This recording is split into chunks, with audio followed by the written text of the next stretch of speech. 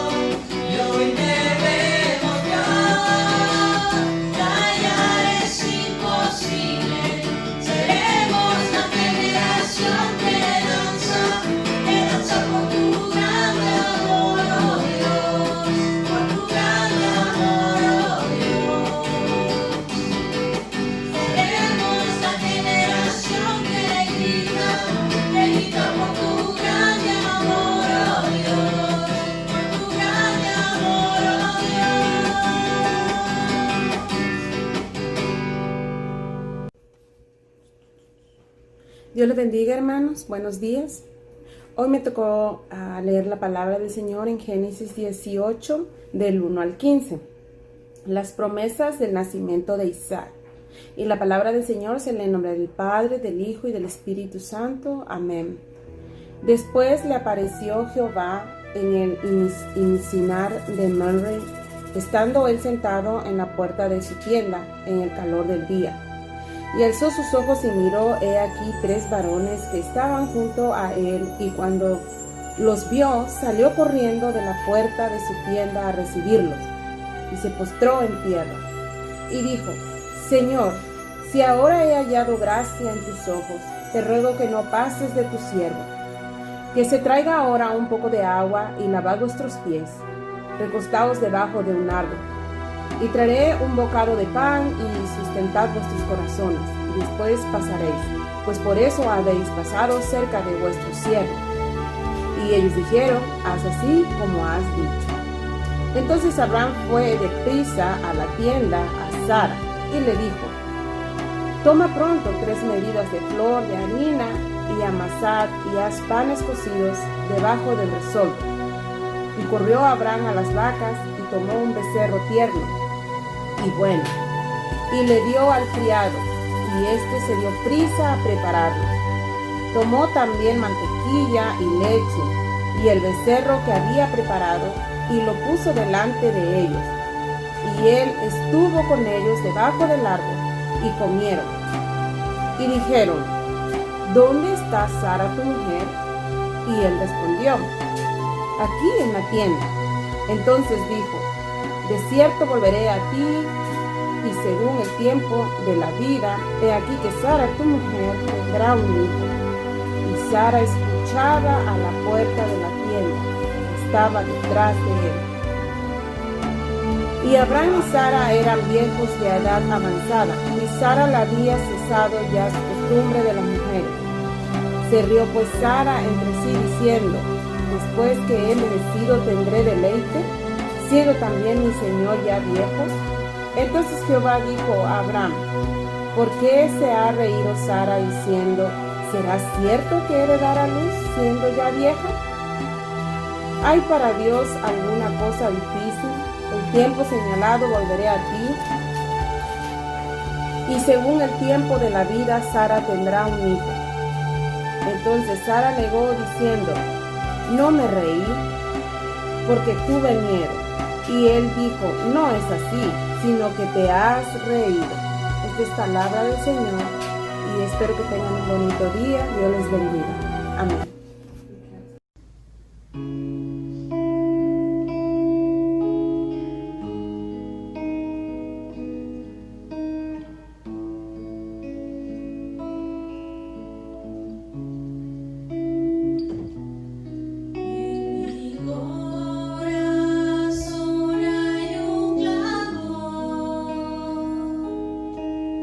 Deseo y saciar.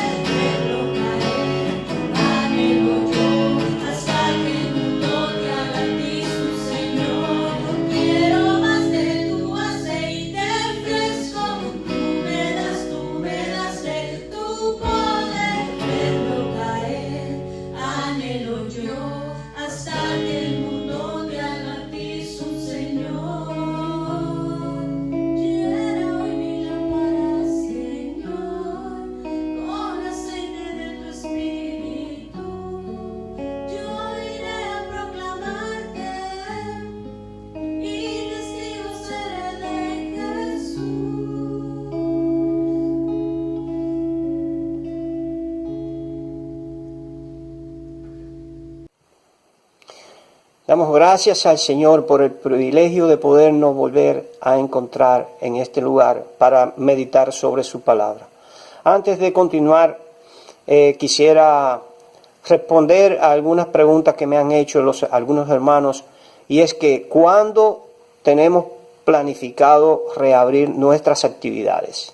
Y la respuesta es, mis hermanos, hasta ahora no tenemos orientación de que se haga. Incluso si miramos las noticias últimamente, estamos viendo que, como se preveía, después de todas estas manifestaciones populares donde indiscriminadamente la gente ha andado sin guardar las medidas de seguridad, iba a haber un repunte de la epidemia, de la pandemia, y así mismo es como ha sucedido. Y desafortunadamente nuestro estado creo que va a la punta en los casos, en los nuevos casos que se están dando. Así que tenemos que ser un poquito pacientes y esperar y poder guardar las medidas que se dieron desde el principio, ahora con más razón aún, porque estamos experimentando un incremento en la curva de casos de coronavirus. Así que, mis hermanos, no cesemos de orar, no cesemos de poner en las manos del Señor esta penosa situación por la cual estamos pasando. Incluso ya hemos dado información de algunas personas conocidas, no las voy a mencionar aquí por un problema de ética, pero ustedes saben, ha sido puesto en el grupo de WhatsApp, y ustedes saben quiénes son, para que estemos orando por estas personas, intercediendo por ellos y por las familias. Así que teniendo esta información, vamos entonces a continuar con nuestra reflexión en la mañana de hoy. Los invito a escuchar con mucha atención la lectura de la palabra de Dios que se encuentra en el Evangelio de Mateo, capítulo 9, los versículos del 35 al capítulo 10, versículo 8. Repito, lectura del Evangelio de Mateo, capítulo 9, verso 35 al capítulo 10, versículo 8. Dice así: la cosecha está lista, los obreros son pocos. Recorría Jesús todas las ciudades y aldeas, enseñando en las sinagogas de ellos y predicando el evangelio del reino, y sanando toda enfermedad y toda dolencia en el pueblo. Y al ver las multitudes, tuvo compasión de ellas, porque estaban desamparadas y dispersas como ovejas que no tienen pastor. Entonces dijo a sus discípulos: a la verdad la mies es mucha, mas los obreros pocos. Rogad pues al Señor de la mies que envíe obreros a su mies. Saltamos ahora al capítulo 10, versículo 1. Dice así: los 12 apóstoles. Entonces, llamando a sus 12 discípulos, les dio autoridad sobre los espíritus inmundos para que los echasen fuera y para sanar toda enfermedad y toda dolencia. Los nombres de los 12 apóstoles son estos: primero, Simón, llamado Pedro, y Andrés su hermano, Jacobo hijo de Zebedeo y Juan su hermano, Felipe, Bartolomé, Tomás, Mateo el publicano, Jacobo hijo de Alfeo, Lebeo por su sobrenombre Tadeo, Simón el cananista y Judas Iscariote el que le entregó. Envío de los 12 apóstoles. A estos 12 envió Jesús y les dio instrucciones diciendo: por camino de gentiles no vayáis, y en ciudad de samaritanos no entréis, sino id antes a las ovejas perdidas de la casa de Israel. Y yendo, predicad diciendo: el reino de los cielos se ha acercado. Sanad enfermos, limpiad leprosos, resucitad muertos, echad fuera demonios. De gracias recibisteis, dad de gracias. Bendita sea la palabra de Dios, leída en el nombre del Padre, y del Hijo, y del Espíritu Santo. Los invito a tener un momento de oración para poner en las manos de Dios esta meditación de su palabra en esta mañana. Bendito Padre Celestial, en esta hora, una vez más, venimos ante ti, ante tu presencia, Señor, ante el trono de tu gracia, poniéndonos en tus manos, Señor, pidiéndote, Padre amado, que tú ministres en esta mañana a través de tu palabra, Padre. Que las palabras que se han de decir aquí procedan estrictamente de ti, Señor, absolutamente de parte tuya, Padre amado. Abre nuestros entendimientos, abre nuestros corazones para recibirla con agrado, Señor. Quédate, Señor, en medio de nosotros. Te lo pedimos y te lo rogamos en el santo y bendito nombre de Jesucristo, nuestro Señor y Salvador. Amén y amén. Siempre que se va a hacer una reflexión sobre la palabra o sobre algún pasaje bíblico, es saludable ubicarse en el contexto. En esta ocasión, como podemos observar, Jesús se encuentra en pleno ministerio, predicando el evangelio del reino y haciendo sanidades y milagros de todo tipo. Lo seguían todos sus discípulos y no eran solamente los 12 que siempre mencionamos, eran muchos más. Y en esta ocasión es cuando Jesús selecciona de entre todos ellos a estos 12, a los cuales también se les llama apóstoles. Si nos remitimos al Evangelio de Lucas, capítulo 6, del 12 al 16, podemos entender un poquito mejor esto, de cómo estos 12 fueron seleccionados de entre todos los discípulos que seguían a Jesús. Vamos a encontrar en este pasaje 3 partes o pasos que constituyen un excelente método de evangelización. Por eso el título que he escogido para esta reflexión de hoy es 3 pasos que llevan a un evangelismo efectivo. Vamos a ir viendo cada uno de estos 3 pasos separadamente, uno por uno. Pasamos al primer paso: conocimiento del terreno y detección de las necesidades.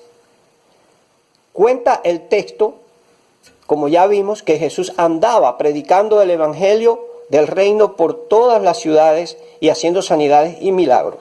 ¿Qué encontró Jesús? Dice que vio multitudes que se encontraban desamparadas y dispersas como ovejas sin pastor.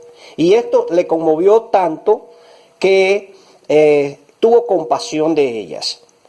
Pero surgió un problema. Eran multitudes que tenían diferentes necesidades y Jesús no podía dar atención a todas estas necesidades porque su tiempo era limitado. Sabemos que Él tenía un programa de parte del Padre, un plan que cumplir y por supuesto no podía dedicar todo el tiempo para ir a predicar a todas aquellas multitudes que estaban necesitadas. Entonces, se hacía necesario obreros que estuvieran dispuestos a trabajar, ya que, como él dice, la mies era mucha. Mies significa un campo de cereales que está maduro, listo para ser recolectado. Y eran muy común en los tiempos de Jesús y los discípulos los campos de trigo. Ahora mismo nosotros, si salimos por ahí, por las carreteras, podemos ver campos que están completamente dorados, es decir, que ya están listos para ser cosechados. Es una comparación que el Señor hace para entender que aquellas multitudes estaban listas para escuchar y aceptar el Evangelio. Solo se necesitaban personas que estuvieran listas, que estuvieran dispuestas, que estuvieran preparadas y fueran a presentárselo. Del mismo modo, si hoy miramos a nuestro alrededor, vamos a encontrar no solamente literalmente campos de trigo que ya están listos para la cosecha, sino que vamos a encontrar multitudes a nuestro alrededor que están llenas de necesidades, tanto espirituales como materiales, que están necesitando de que vaya alguien y les predique el evangelio del reino. Hay mucho por hacer y hace falta muchos obreros que estén capacitados y dispuestos para aceptar este llamado. Segundo paso en una evangelización efectiva: selección de los obreros. Una vez que Jesús vio la necesidad en las multitudes, una vez que ya tenía una visión, una panorámica del terreno, Él reunió a sus discípulos y escogió de entre ellos a los 12, que ya hemos visto. Y notemos que él tenía muchos discípulos, pero él no los envió a todos. Escogió solamente a los que él sabía que iban a cumplir su responsabilidad a plena cabalidad. Incluso hasta el propio Judas Iscariotes, que lo entregó, porque él lo conocía, él sabía que este era traidor.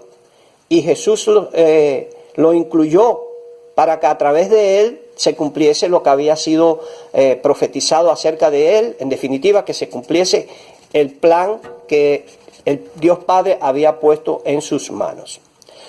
A estos 12 que escogió Jesús les dio autoridad para echar fuera demonios, para sanar todo tipo de enfermedad y dolencia. Insisto, esta autoridad no fue dada a todos los discípulos, sino solamente a los 12 apóstoles que él escogió. Y ahí está, acabamos de leer hace un momento, en Mateo 10, de los versos 2 al 4, la relación por nombre de los que fueron asignados a esta tarea. Y ninguno de ellos se rehusó, ninguno se negó a ir a cumplir con el cometido que el Señor les había dado. En el proceso de evangelización actual, todavía Jesús escoge a sus discípulos como obreros responsables y dignos, capaces de cumplir a cabalidad con su trabajo, con su responsabilidad. Ahora, ¿cómo lo hacen en la actualidad? Pues no va a venir el Señor en persona y va a decir tú, ni el otro, ni el otro. Porque hoy Él no está físicamente entre nosotros. Pero sí ha puesto a sus siervos, los pastores, ministros de todo tipo, quienes estudian el terreno, quienes ven las necesidades que hay alrededor, lo exploran, y entonces a estos el Señor les ha dado facultades para llamar, para preparar, para autorizar obreros que sean responsables y que vayan y prediquen el Evangelio a esas multitudes necesitadas que tenemos a nuestro alrededor. El tercer paso en una evangelización efectiva es el envío. El envío son las instrucciones que se le van a dar a aquellos obreros que están dispuestos a ir a predicar el Evangelio. Pero antes vamos a ver este siguiente detalle. El Señor envió a sus discípulos no solamente en esta ocasión, fue en 2 ocasiones. Esta es la primera. ¿A qué lo mandó en esta ocasión? Según lo que dice Mateo 10:8, dice a sanar enfermos, a limpiar leprosos, a resucitar muertos, a echar fuera demonios. Y les dice, de gracia recibieron, pues entonces den de gracia. ¿Sobre quiénes? ¿A quiénes los envió? En esta primera ocasión los manda solamente a la casa de Israel, a su pueblo escogido. Noten que dice, y cito Mateo 10:5b. Repito, por camino de gentiles no vayan, y en ciudad de samaritanos no entren, sino vayan antes a las ovejas perdidas de la casa de Israel. Y esto es muy importante. Jesús puso en primer lugar a los de su propio pueblo, a los de su propia casa, al pueblo judío, y luego incorporaría a los gentiles, pero no en esta ocasión. En una segunda ocasión después que Jesús había sido crucificado y había resucitado, entonces convocó a sus discípulos sobre un monte en Galilea, donde le dio las últimas instrucciones y donde le dio lo que conocemos como la Gran Comisión. Se encuentra en Mateo 16:18, más adelante de lo que estamos leyendo en este momento. Fue entonces donde quedamos incluidos todos, tanto judíos como gentiles. Ahí fue cuando les dijo, vayan y prediquen el Evangelio a toda criatura y bautícenlos en el nombre del Padre y del Hijo y del Espíritu Santo. Este último paso es muy importante. Debemos entender que sí, allá afuera hay multitudes ávidas de escuchar el Evangelio, pero hay también un orden de prioridades. Debemos ir primero a los más cercanos a nosotros, a nuestras familias, a nuestra gente, a los de nuestro país, a los de nuestro pueblo, a nuestros compatriotas, porque ¿Cómo podemos nosotros sentir compasión por aquellos que son lejanos a nosotros cuando apenas nos ocupamos de las necesidades de los que tenemos a nuestro lado? El envío es de suma importancia. Esa es nuestra guía de trabajo, la que nos da las pautas, las instrucciones que vamos a seguir para predicar el Evangelio. A modo de resumen, les hago un recordatorio. El mundo es como un gran campo de cultivo que está siempre, como la mies, listo para ser cosechado. Pero esta cosecha no es como los cultivos que son estacionales. Hay cultivos que son de la primavera, otros son del verano, otros son del otoño y tal vez haya hasta algunos que se cultivan en el invierno. Realmente no soy agricultor, pero no puedo dar muchos detalles sobre eso. Pero el mundo es como un campo de cultivo que está siempre listo para ser cosechado. Y hay suficiente trabajo como para enviar siempre cada vez más obreros. Siempre hay oídos, corazones necesitados de escuchar el mensaje del Evangelio del Reino. El mundo es como un océano inagotable de personas que necesitan escuchar la palabra de Dios. Y es un gran privilegio poder ser seleccionado como discípulo de Jesucristo, comisionado para ir a los necesitados y llevarles el mensaje. Pero esto también tiene su orden. Todos estamos llamados a compartir las buenas nuevas con los demás, claro que sí. Pero ya como un ministerio para ir a las multitudes, para ir hay que estar preparados, hay que haber sido seleccionado por Jesucristo, que lo hace, por supuesto, a través de sus siervos, los pastores, los ministros. Y Jesús llama a todo el que esté dispuesto. Pero en su momento, Él personalmente escogió de entre muchos a los 12 discípulos. Hoy lo sigue haciendo. Hoy Él sigue escogiendo a aquellos quienes van a hacer este trabajo con efectividad. Hoy lo hace a través de los mecanismos establecidos por la Iglesia. Ahora, no solamente es necesario ser seleccionado, ni tener el deseo, la voluntad de ir. Solamente con eso no.